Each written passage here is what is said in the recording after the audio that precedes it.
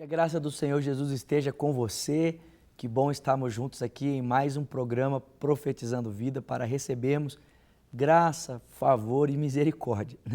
Eu dirijo uma célula, olha só que coisa interessante. Eu dirijo uma célula toda quarta-feira às 20 horas na casa de alguns irmãos e eu tenho um casal de senhores ali muito especial que eu os amo profundamente, Silviana e Helenice, e normalmente eles falam que quando Paulo escreve aos cristãos normais, ele escreve assim, graça e paz, né? Então, olha, a igreja de Corinto, graça e paz esteja com vocês. Mas quando Paulo escreve aos pastores, quando Paulo escreve para Timóteo, para Tito, ele escreve graça, paz e misericórdia. É porque os pastores precisam um pouco mais da graça, da paz e da misericórdia de Deus. Mas eu espero que a graça de Deus possa alcançar você nesse dia, a misericórdia de Deus possa alcançar o seu coração através da meditação da palavra de Deus. Nós temos refletido aqui um pouco sobre a pessoa de Jesus. Falamos um pouco sobre a santidade de Deus alguns programas atrás e agora então estamos falando sobre a pessoa de Cristo. Quem é esse Cristo extraordinário, esse Cristo incomparável? E o escritor aos Hebreus nos ajuda a entender um pouco sobre a pessoa do Senhor Jesus nos primeiros versículos da sua carta. Ele escreve assim em Hebreus capítulo 1, a partir do versículo 1. Há muito tempo Deus falou de muitas formas e de várias maneiras aos nossos antepassados pelos profetas, mas nesses últimos dias Ele nos falou por meio do Seu Filho, a quem Ele constituiu herdeiro de todas as coisas e por meio de quem Ele fez o universo. Essa expressão ela é muito poderosa. A quem Ele constituiu herdeiro de todas as coisas e por meio de quem Ele fez o universo. Eu não sei se você já tinha parado para pensar na história dessa forma como eu vou ilustrá-la para você, mas a história dos homens só tem um propósito, a história dos homens só tem um sentido. E de acordo com o escritor aos Hebreus, a história dos homens, a minha história, a sua história, tem uma única função, revelar a glória do Filho de Deus, o Senhor Jesus Cristo. Deixa eu ilustrar isso para você, para talvez tornar um pouco mais claro. Tem um pastor que eu gosto muito dele, o pastor Paulo Júnior, da Igreja Sal da Terra. E o Paulo Júnior, uma vez em uma reflexão, junto com alguns irmãos, ele fez a seguinte pergunta.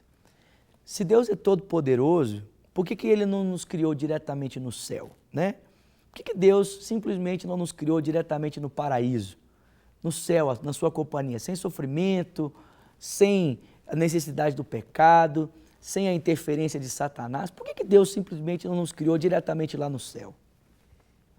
E é tão interessante a resposta que ele trouxe, eu espero que ela seja tão brilhante para você quanto ela foi para mim.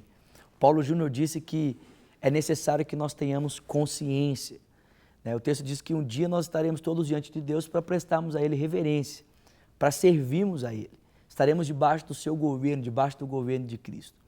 Mas essas pessoas que estarão lá debaixo do governo de Cristo estarão ali conscientemente. O texto bíblico diz que todos aqueles que estarão eternamente com o Senhor estarão ali convencidos de que a melhor opção que eles podem ter na sua vida, na vida deles, é exatamente se sujeitar ao Cordeiro e viver conforme o seu querer, conforme a sua vontade. E como é que essas pessoas chegaram a essa conclusão? De que a melhor opção para a vida delas é viver conforme a vontade do Cordeiro.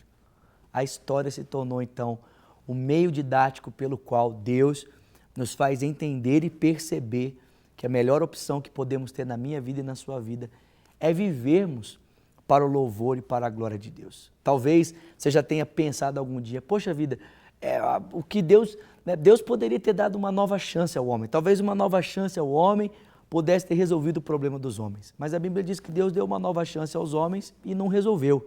Deus deu uma oportunidade a Adão, Deus deu uma oportunidade a Noé e ainda assim eles continuaram pecando. Aí talvez você pense, Deus poderia ter julgado os homens, talvez se Deus tivesse pesado a mão assim, de uma forma mais brusca sobre eles, eles tivessem aprendido. Mas Deus fez isso, o dilúvio e o juízo prévio na diminuição dos anos dos homens, foi uma ação dessa forma, uma ação rígida de Deus, mas a Bíblia diz que ainda assim os homens não aprenderam. Talvez você possa pensar assim, se Deus tivesse operado, milagres extraordinários, certamente os homens teriam mudado. Mas Deus operou feitos extraordinários através dos israelitas e os homens continuaram seguindo seus maus caminhos. Quer dizer, a narrativa bíblica, a história dos homens mostra para mim e para você, resumindo aqui, que todas as possibilidades que os homens poderiam ter e fazer para tentarem de alguma forma melhorarem a sua vida e buscarem andar no caminho de Deus, elas foram frustradas. Por essa razão, a história se torna um meio didático de nós entendermos que tudo que foi criado e tudo que existe deve orbitar em torno da pessoa de Cristo. O texto diz aqui para mim e para você que Ele é o herdeiro de todas as coisas, o meio pelo qual Deus fez o universo. A razão de tudo existir é uma só, Jesus Cristo. Ele é o alfa, Ele é o ômega, Ele é o princípio e Ele é o fim. O apóstolo Paulo declara, porque dele, por Ele e para Ele são todas as coisas. Ele é a razão de tudo, Ele é de onde tudo parte dele, porque dele, por Ele, Ele é o sentido de todas as coisas e para Ele é o destino de todas as coisas. Porque dele, por Ele e para Ele são todas as coisas e a glória seja dada a Ele somente. Um querido amigo, Guilherme de Carvalho, costuma dizer que Deus criou todas as coisas e deu de presente ao Filho, para que o Filho seja glorificado em todas as coisas. Ele é a razão de tudo existir. E se Ele é a razão de tudo existir, se o Filho de Deus é o que torna possível a existência de todas as coisas, como o próprio Paulo afirma também em Colossenses capítulo 1, dizendo para mim e para você que nele subsistem todas as coisas, quer nos céus, quer na terra, as visíveis e as invisíveis, sejam tronos, sejam soberanias, principados ou potestades, tudo existe por Ele e por meio dEle. Se Ele é a razão de tudo, Ele também é o dono de todas as coisas. O Salmo 24 diz que do Senhor é a terra, sua plenitude, o mundo e todos os que nele existem. É a esse Cristo que nós estamos nos referindo aqui. O sentido de tudo, o dono de todas as coisas. O texto diz aqui para mim e para você que tudo é sustentado pela palavra do seu poder. Esse é o Cristo que nós proclamamos. Não apenas aquele Cristo pregado no madeiro, morto e crucificado, claro, para perdão dos nossos pecados, com certeza. Mas nós também proclamamos um Cristo soberano, proclamamos um Cristo que tem o controle de tudo e de todas as coisas, sobre a minha vida, sobre a sua vida.